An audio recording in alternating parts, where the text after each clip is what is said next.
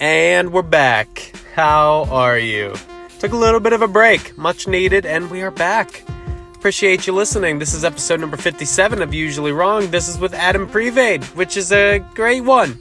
I'm excited for you to listen to it.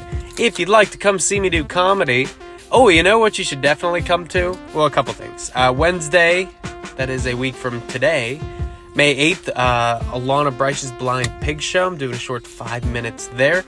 That Saturday is the first show that I'm putting on in Irwin, part of a small brewery tour that I'm putting on. It's at the Quinn Brewing Company over in Irwin.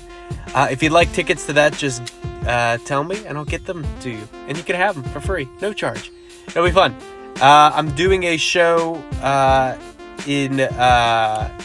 see, I should have this ready, right? I should have it ready, but I don't. I am a part of the Whiskey Bear Comedy Festival, which is starting very soon, in about 2 weeks. That's in Columbus, Ohio. I have a lot of dates coming up for that. I have 25 shows in the next month, and 7 or 8 of them are at the Whiskey Bear Comedy Festival. A lot of them are they're all going to be really great, and you should definitely get tickets to those. It's the last Whiskey Bear Comedy Festival put on by Dustin Meadows, who I've met before. Very kind, and he puts on a great show, and I'm very excited for that. So all of those dates are at my website, nathanolf.com. Check that stuff out as soon as I update my payment information. Doing a lot of shows with Derek Knopfsnyder as well. I have a show at the American Serbian Club in Southside. If you like stuff, just direct message me, and I'll give you tickets to all of these shows. I don't care if you're in a different state. If you're going to be in the Pittsburgh, Ohio area, shoot me a text. We'll get together. This show is brought to you by no one yet. Anyway, this is with Adam Prevade. He's great. He's part of the Loose Cannon guys. Him and then 3 Joshes. I had his counterpart Mike DiGliamo on a couple months ago, and he was great, and they're all great. Adam won a competition a while back, and he has a podcast called Sequelitis, which you should definitely check out along with Mike. So it's great, and he's great, and this is a great talk. And this is the first podcast that I have done from my apartment. So it's very chill, a lot more chill than the last 56 episodes, which have all been recorded in an office. And it's really fun, and it's really great. And thank you for listening. Subscribe to the show, 5 stars, and enjoy Usually Wrong, episode number 57 with Adam Prevade.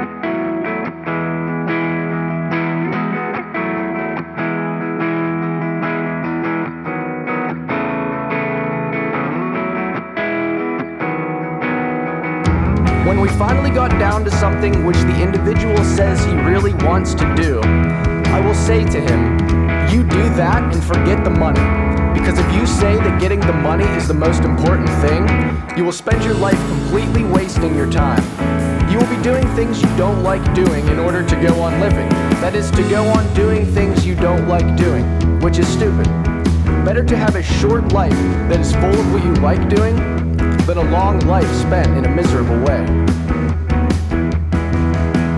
What the hell was I thinking? We'll just go ahead and go. Yeah. It's the easiest. Yeah. Because I started doing these. I wanted to do them here for like a long time, and it made more sense in the office. And then I'm like, I like podcasts that are like chill. They're relaxed. They're conversations, and I felt There's cats here.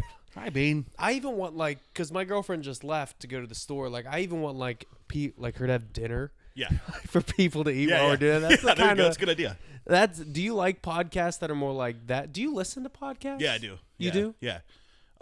Yes, and I like the ones that just kind of start out because I don't know how to start podcasts. Oh, that's a good thing. Because no one really knows how to start them. No, nobody does. Yeah, so if you just hit the button and go.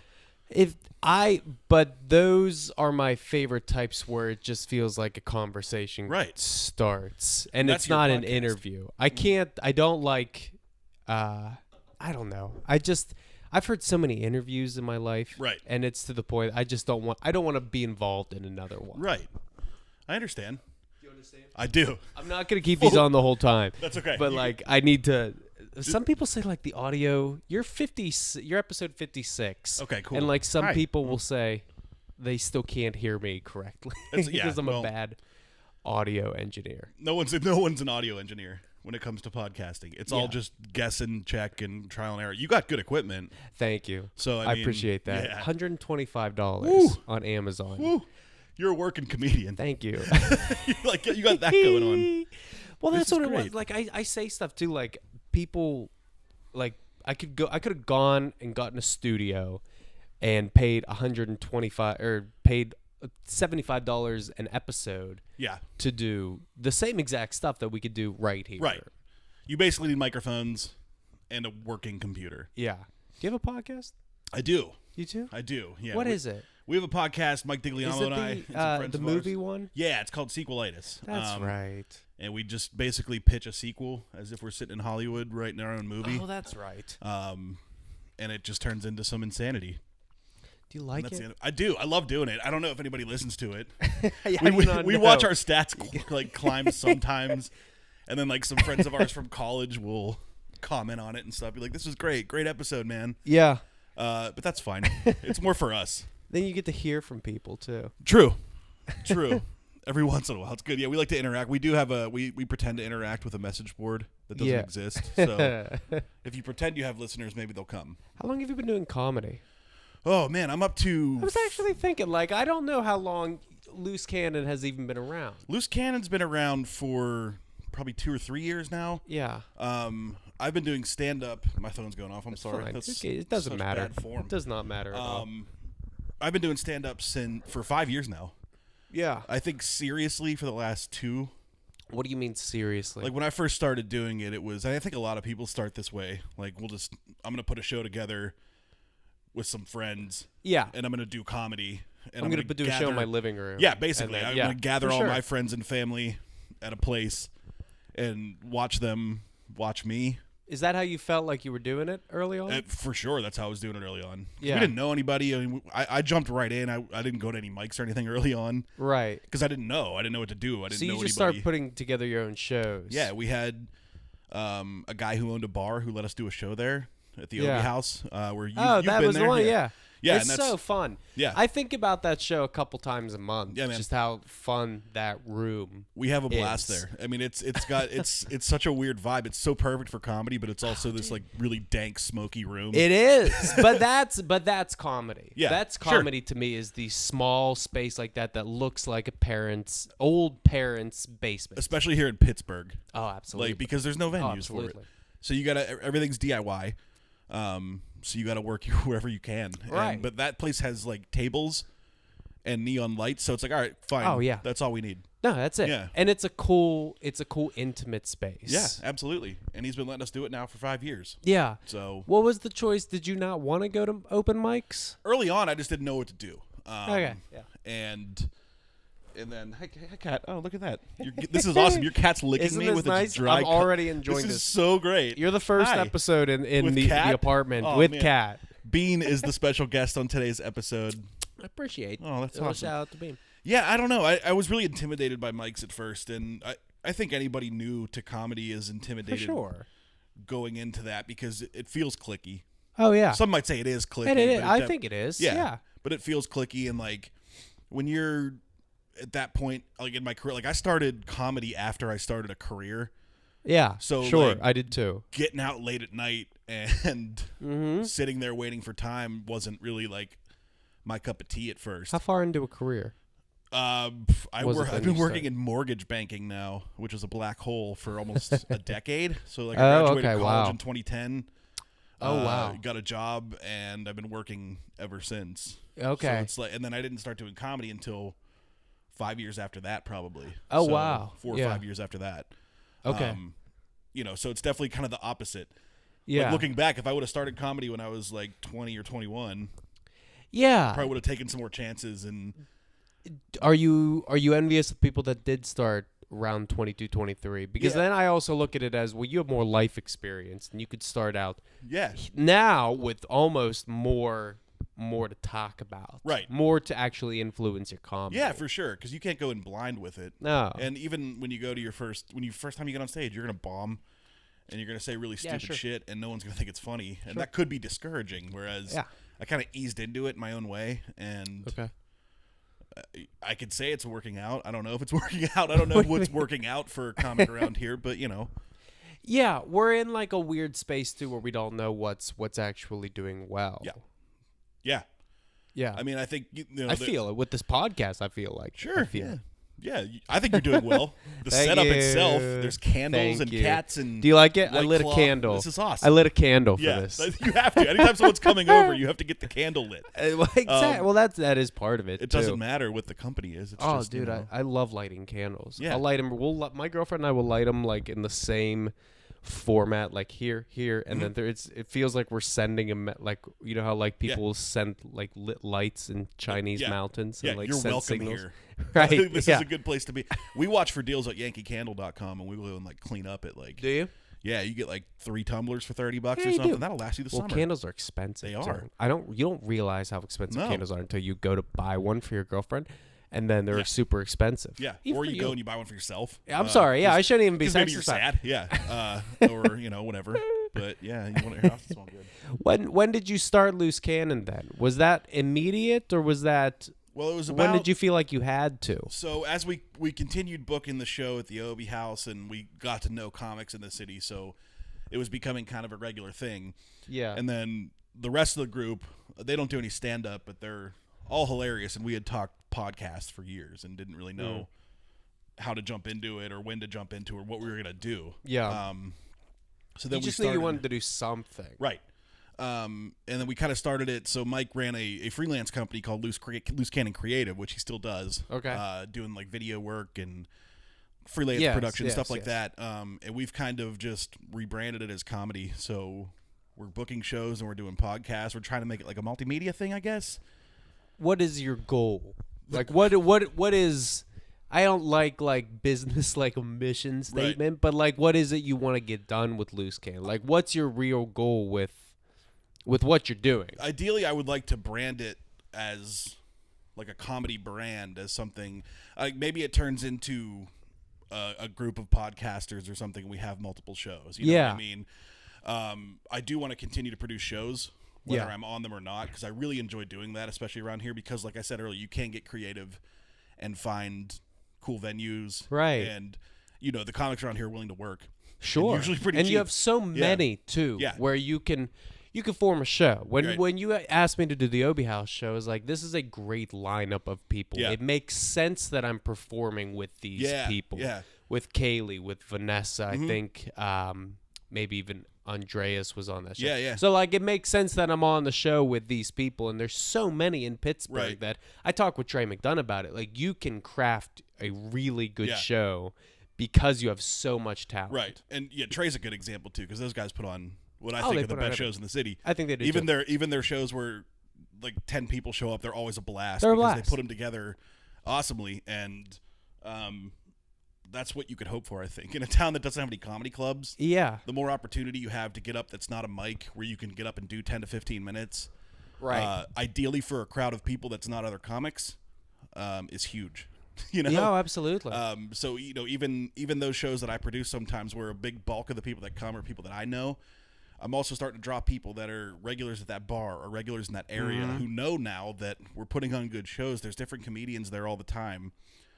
You know, without trying to sound like too like political or anything, we try to put like a really diverse lineup up if we can. Oh, for sure. We try to feature as many people as we can, because you know how hard it is when you're starting. So Oh, for sure. any chance you can get to jump on a showcase is a huge opportunity, I think. Oh, absolutely. That was big when I started too, Yeah. and it still is big. Yeah. To be honest with you, having the opportunity to do any work. I'm not at the point. I'm 2 years in. Like I'm not at the point where like, oh, I'm not gonna take a showcase that's not gonna pay anymore. Like Yeah, no, that's yeah. fucking crazy. Yeah. That's fucking crazy to me. And I know people who do that. That are like, sure, yeah. oh, I'm not gonna do it because it's not getting paid, and they've been doing it less time than me. I'm like, Right. what the fuck are you talking about, it dude? just doesn't work that way. And No, it doesn't. We've evolved into a point where we try to pay our comics at least a little something for showing up. Yeah.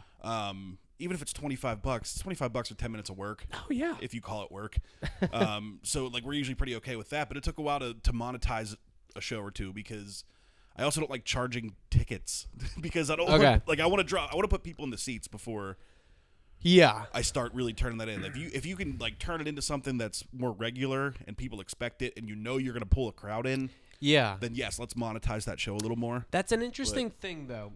Maybe it's because you've been doing it at the Obey House for a while, but I'm putting on my own shows now too, and I'm emailing local breweries and wineries and places out of the area too. And some of the advice I've gotten is you have to charge. You have to charge because if it makes them appreciate what they paid for. Correct. Right? Correct. Do you guys charge for the Obey House show? The Obey House, no. We actually worked it out. So that bar, when it's not hosting comedy, is pretty much a blues bar. Okay. So that's fine. Yeah. And their big night's a Saturday night. So Okay. they'll book a band. And what they do to pay the bands, they just give them a take of the drawer for the night. Okay. Yeah. So rather than charge a cover, because they got so many regulars that pop in there too that just want to drink. Right. He's not going to charge them a cover. So he's more inclined to just be like, I'm going to give you 20% of the drawer from 8 p.m. till close. Right. And whoever you draw is good for me. Right. Yeah. And I'll give you some cash and you're good to go. So that's usually how we work it out there. We have some other, we've done shows at the Ace Hotel. You were on our very first show at the Ace Hotel. Yeah, man. And that one's a little tougher because, we have to pay a staffing fee to do something there. Oh, yeah, you do, right? yeah, Because so there's somebody in the back doing Yeah, drinks. and they set up for you, and they do the drinks, and that's cool. You like having a bar there and stuff, but so on top of that, you got to make that money back first. Yeah. And then we'd like to pay everybody at least a little something. So Yeah. that can be tricky too, but I think it all depends on how well you can promote it and how well you can get people to draw. Yeah, you're well into the business side of this, man. Like, do you feel a struggle between actually creating material and the business side of Absolutely. it? What about that is? Tell me about what your experience is with that. I think people expect that I'm going to put on a good show, but as a result, my material probably doesn't progress as well as it should. Yeah. Okay. I'm not saying yeah for you, Yeah, but yeah. I'm saying I understand that a lot. I'm spending a lot of time and effort putting these shows together and trying to get people out and putting a good lineup together. And 9 times out of 10, I usually end up hosting, so I don't even feature on those shows. Yeah. So I can bust 5 minutes out, and that's fine. But that Yeah. whole time, I've been trying to plug it and trying to get people in and trying to move on, and I can't.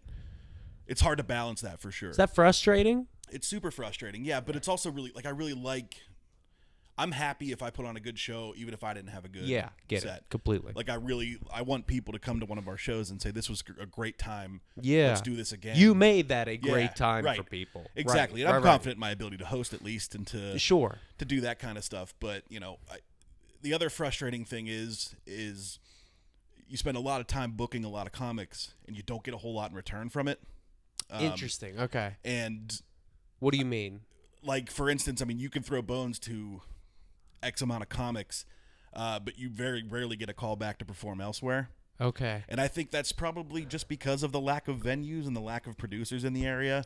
Well, yeah, you're booking comics that aren't booking shows Correct. regularly. Right. Regularly, right? Correct, And yeah. now I'm starting to feel too like, okay, these people book me for shows. You guys Yeah. book me for shows, Sure. so you're in the lineup at some point. Yeah. Chris, Ian McIntosh has booked me for so many shows. He's Right. definitely getting on, right? Like, Right. so it's like I'm trying to do that what you are talking about, like the negative side of it, Yeah. and trying to reverse it. Sure, yeah. Chris Scriva has been really good for me. I put him on a show that I did in Youngstown it was the first show I ever organized because Chris has done a lot for me. Yeah.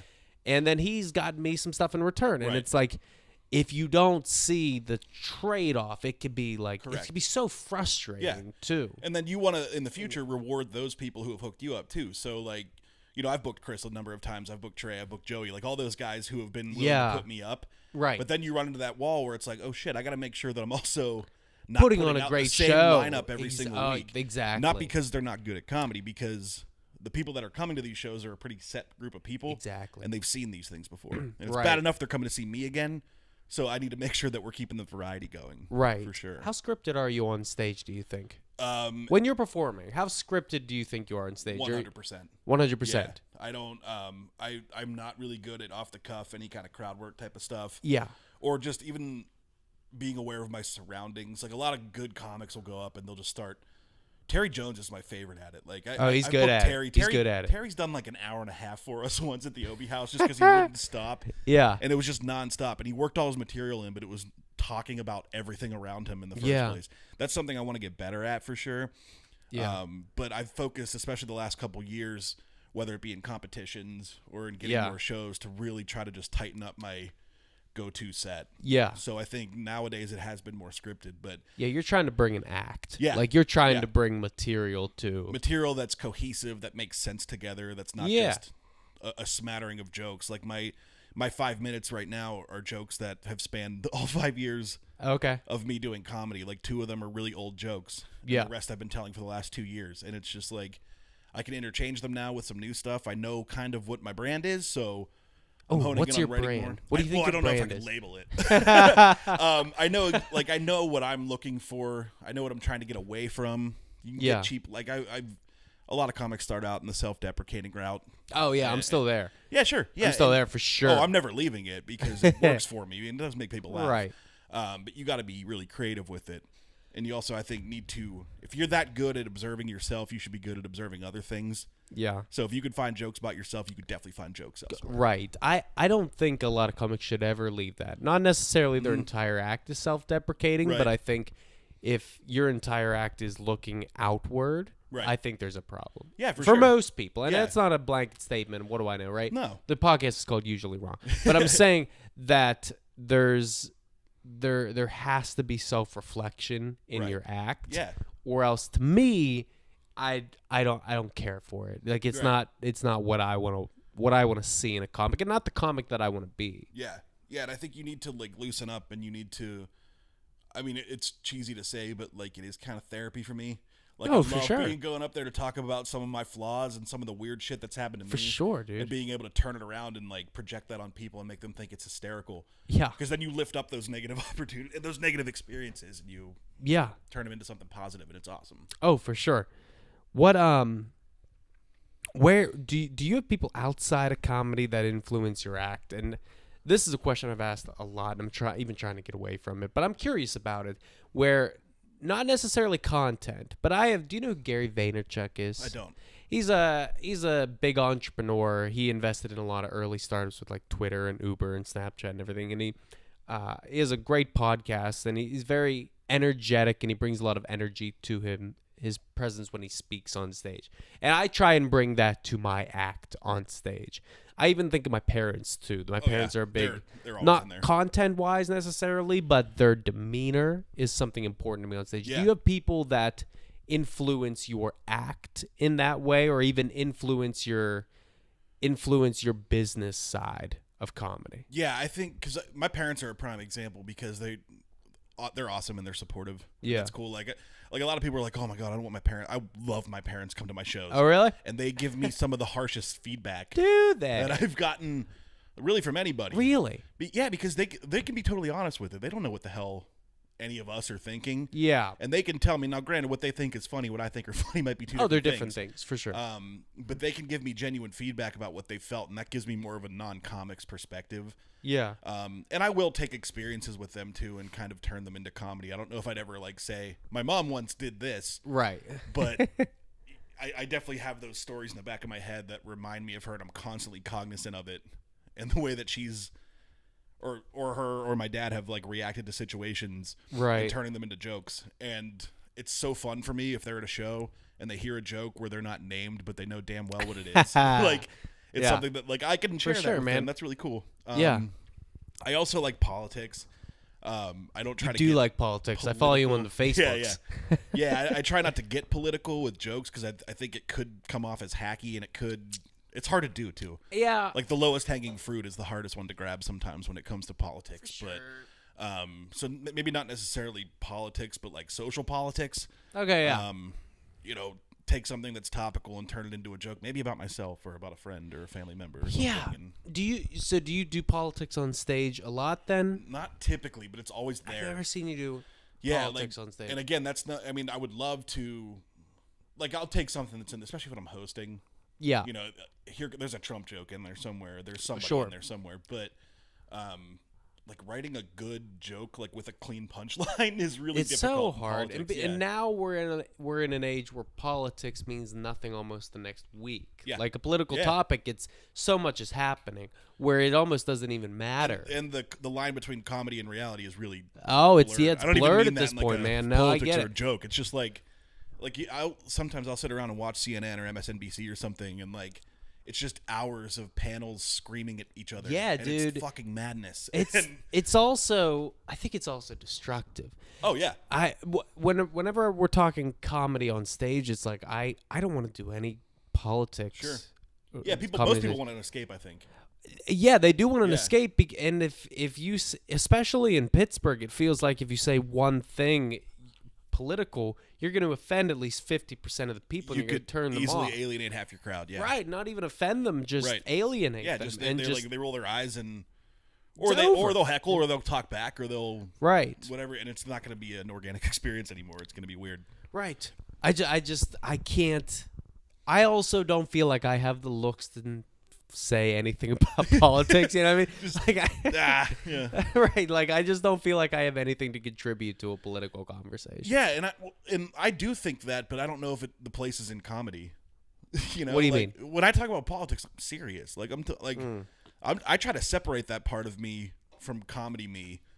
Interesting. Because I want people to take. I'm one of those people that, like, when someone says politics are a joke, like no, they mean something. They're important. Right.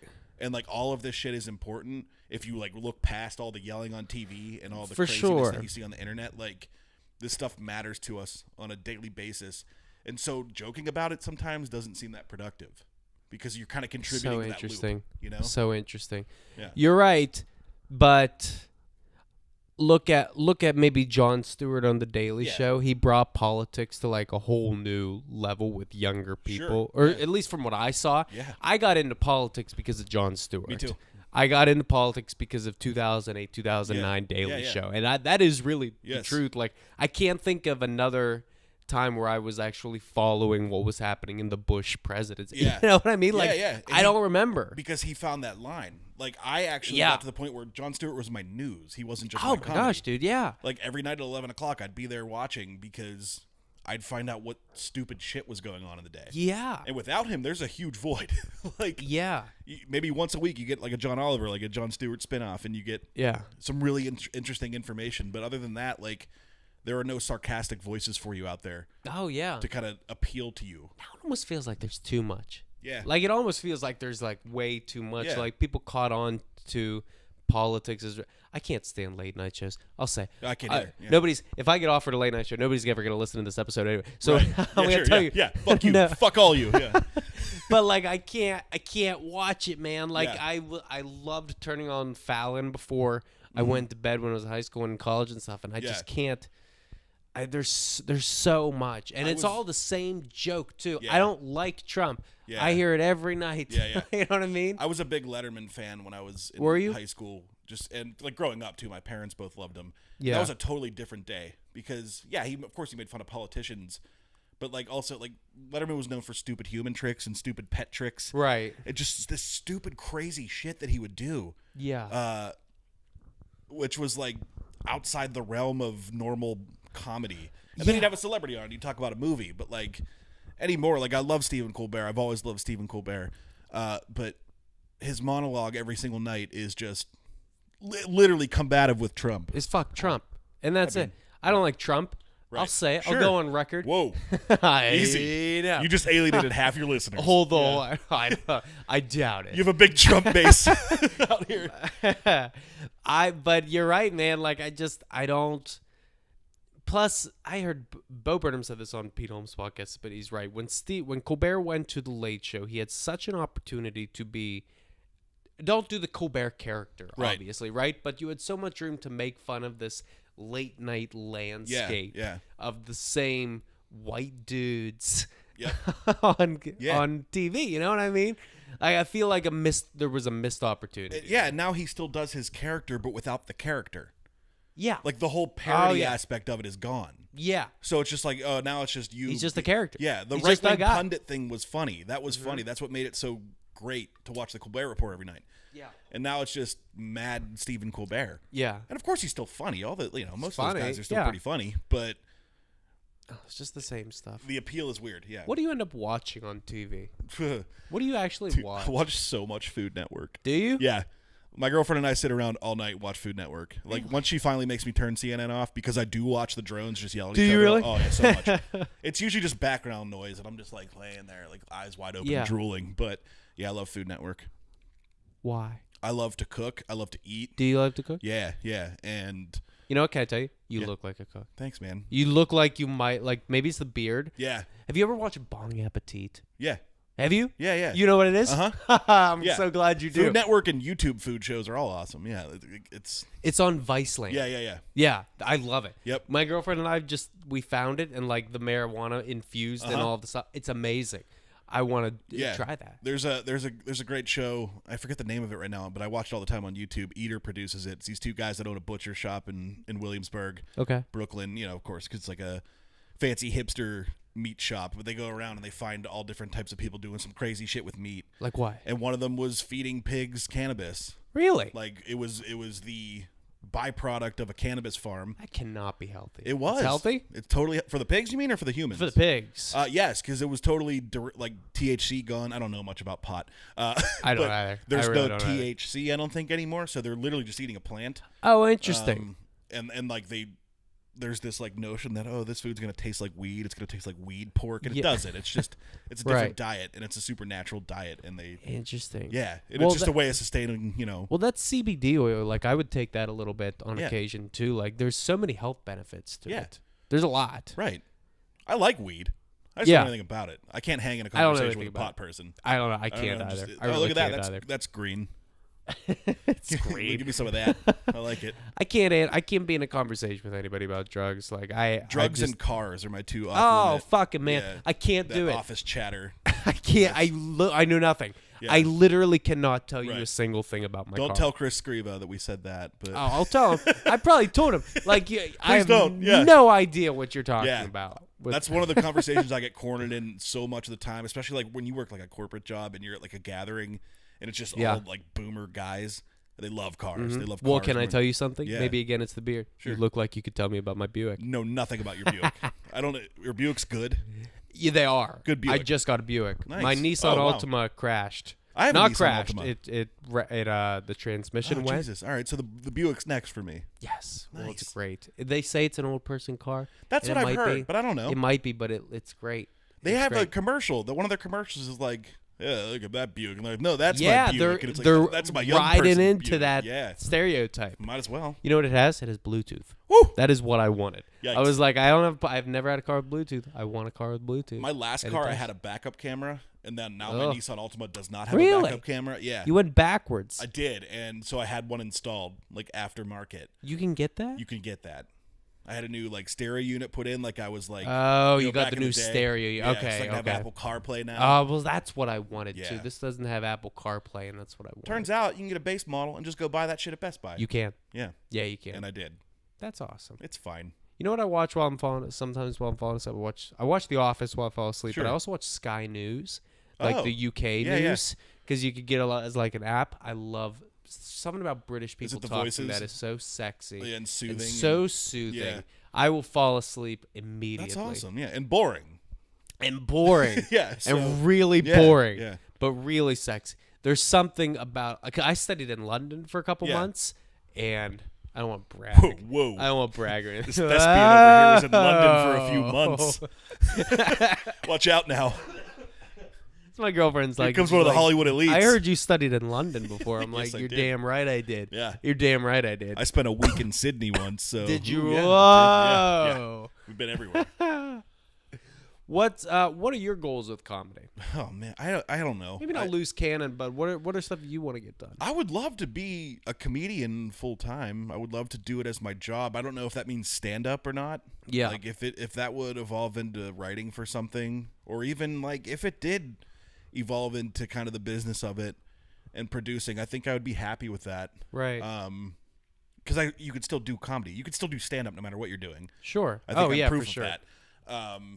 But you know, the other side of that is if I'm doing it full time, you have to have the right opportunity, especially when you start backwards. Yeah. And you have a career and like I have a house and like shit I gotta pay for. I wish I could drop everything and move to LA or New York and do it now. You have kids? No. No. Just a dog. But I do want kids. So like and that factors into all those decisions. Yeah. I would love to just drop everything, move, focus 100% on comedy. But how do you do that at this point? Yeah, I understand, man. Like that was. I'm moving in September to New York. Okay. And maybe I'll cut that out. Ooh, Who cares? Nobody surprise. listens. Big news here. Yeah. You're moving. Yeah. How about that? I'm talking about cat. And that's part of it. Like I'm 25, and it's like, go now. Yes. But because I've heard too many, I've heard so many stories like that. Not that it's bad, right? But like I've heard so many stories that it's like, okay, I know what I want to do. Yeah, yeah. And like I gotta. And it's especially frustrating, like if you know you're good at it, and like I'm not trying to be like egomaniacal or anything, but like I think I'm good at it. Yeah. And I think I could hang in another city, but like, can I do that now that I'm 31? And like, if I do that, I gotta sell my house, and I gotta. You know, my girlfriend who just graduated grad school and has a new job, like she'd have to uproot, and I leave a lot of family and friends behind. That part's all fine, but like that's a difficult jump to make once you've done all this other shit. Whereas, dude, if you could just jump and do it, like I said, if I could go back, I would do it right in 2010. I would have just left and figured something out from there. But who knows where that would have worked out? I don't know. I get it completely. Yeah, I get it completely. Well, we're almost at 45. Sweet. So this. First of all, thank you very much for doing this. Hey, thank you for having me. I appreciate this a lot, man. This time flew, man. I know, man. This is like the easiest. I'm not even done with my White Claw. You can chill. You can chill. We can watch. We just got done watching Mean Girls. Oh, we can watch Mean Girls classic. Again. We can watch Sky News. Fall asleep. Oh, we can watch Sky News, man. Yeah, yeah. It's great. So I'm gonna ask you this question. Have you listened to any? I have. I have listened to your. You have? Do you know what this question is? Is it gonna be the karaoke question? Yeah. I haven't thought about it. It at is. all. Okay, I should have thought about it. All right. So you're at a bar. Yeah. Yeah, give me the just in case. Night is going bad. Right. The bartender turned out to be this cat, and which isn't too bad. All right. Don't bite me. How dare you? She's more of a licker for me. She was doing the dry cat tongue thing on my arm. It startled me every time. She bites and look like she holds on for no reason. Hey. This is audio, by the way. If you guys could see this right now, it's adorable. You are cute. Hey. Yeah, up there. Yep. Don't. Thank you. Bean is now biting Nate's wrist.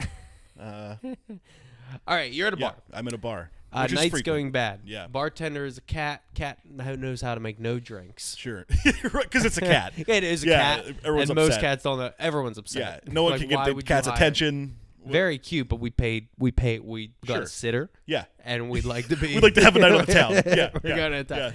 Yeah. There's quicksand on the back. Has swallowed up 12 cats. Mm-hmm. It's a bad night. But it is also karaoke night, and it is your job to save the entire night. What song are you singing? All right. Are you a Game of Thrones fan? No, you're not?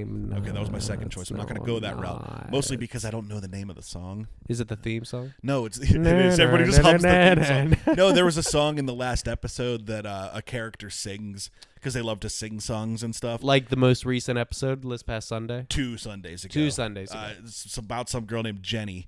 And Game of Thrones fans will know Podrick sings it. And it's lovely.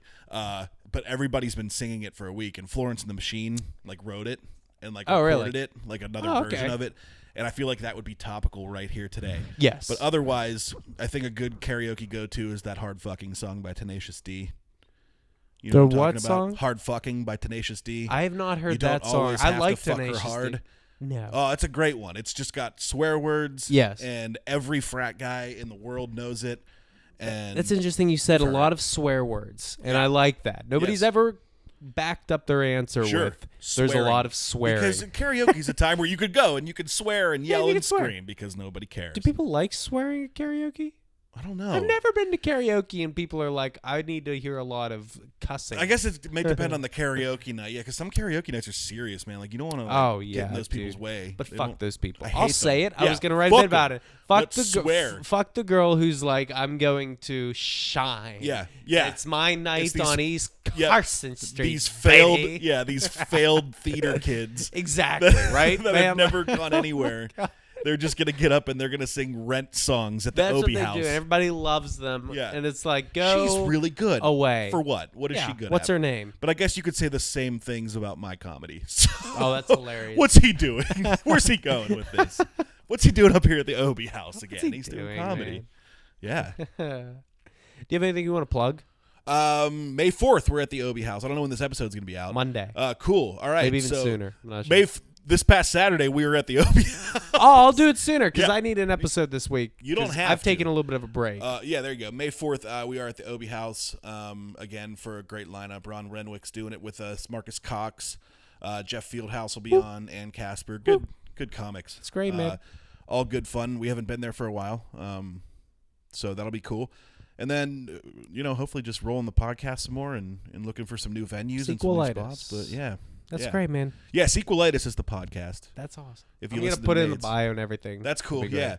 Yeah, we have a couple episodes out. We also have our Obey House Classic out right now, which is Mike and I recording live commentary. Mike Digliamo. Yeah, to a Wii bowling tournament Oh, that's great. at the bar. He told me yeah. about So that. it's really bizarre and stupid. It was one for us, and we loved it. You guys are So- doing great stuff. Thanks, I really man. enjoy, genuinely, I Thank really you. enjoy Thank what you. you're doing. I appreciate and it. I'd like you to keep doing And it. we enjoy your comedy. Please. Thank you. Yeah. I appreciate All right, man. it. You get to sign us off. You get to say anything you'd like. I've had people be really nice, people be really mean, inspirational, aggressive. Say whatever you'd like. Swear at karaoke. It'll make you feel better. Swear at karaoke. Yeah, swearing. It'll make you feel better. Swearioke. Swearioke. Oh, that might be your title. All right. That works. Yeah, man. Thank you, dude. Thanks, Nate.